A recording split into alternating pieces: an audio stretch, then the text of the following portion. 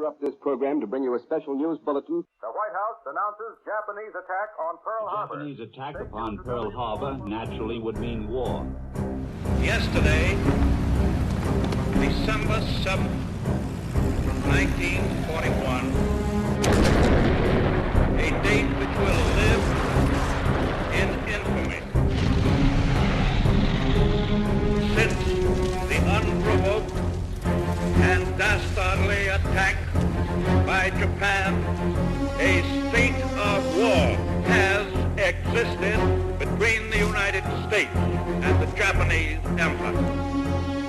Soldiers, sailors, airmen, Marines, I take a solemn oath to protect and defend that Constitution. It's the first article of the Code of Conduct.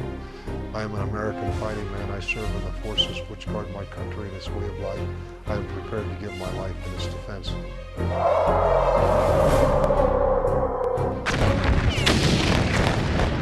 Due in part to the attack on Pearl Harbor, over 16 million Americans, the largest military mobilization in the country's history, answered that call in World War II. This tattered newspaper clipping reported the commission of Eva Jane from Clearfield, Pennsylvania. She was just one of about 14,000 women who also took the oath, serving in the Navy Nurse Corps.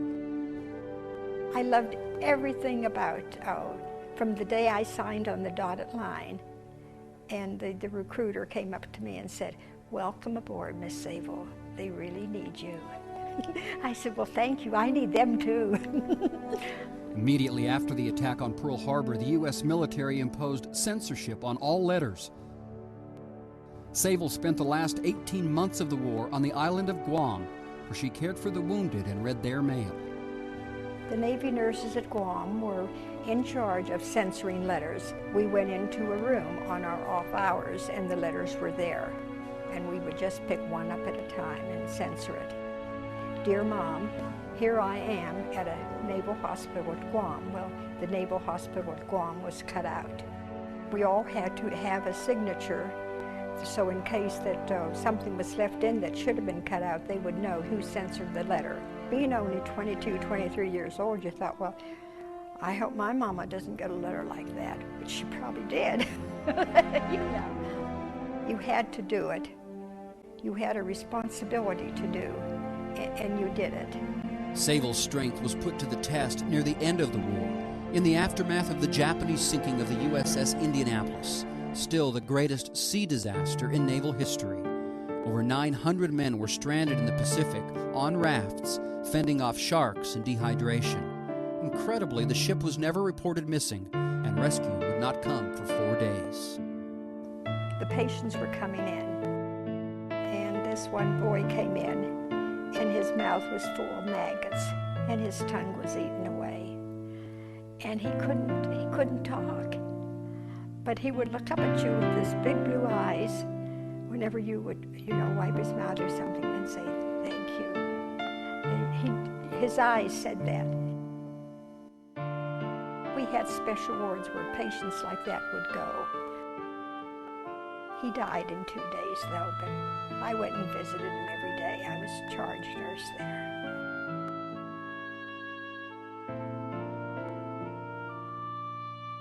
The War Department chose to publicize more positive stories.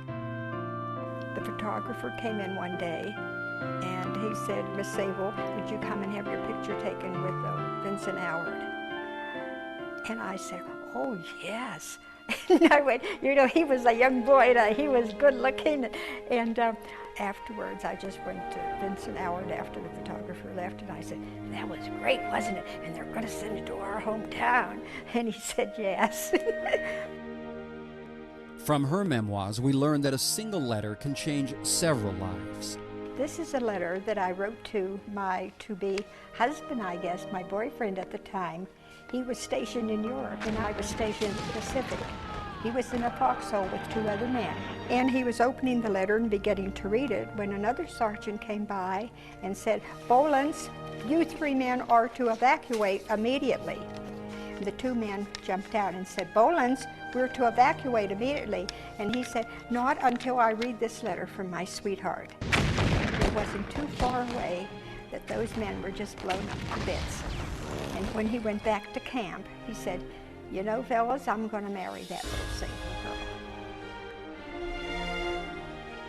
Sable and Bolens were married after the war, retiring to Las Cruces in 1974. Although her husband died in 1981, she's grateful to have lived long enough to tell the story of her letter of honor and of serving her country. In closing, I want to say that it is quite an honor for me to do this and to relate to you, maybe just in a little way, what I did to make a few Marines and a few Navy men just a little bit closer to having their life back. It was all the Navy nurses and corpsmen and personnel put together, and I thank you very much.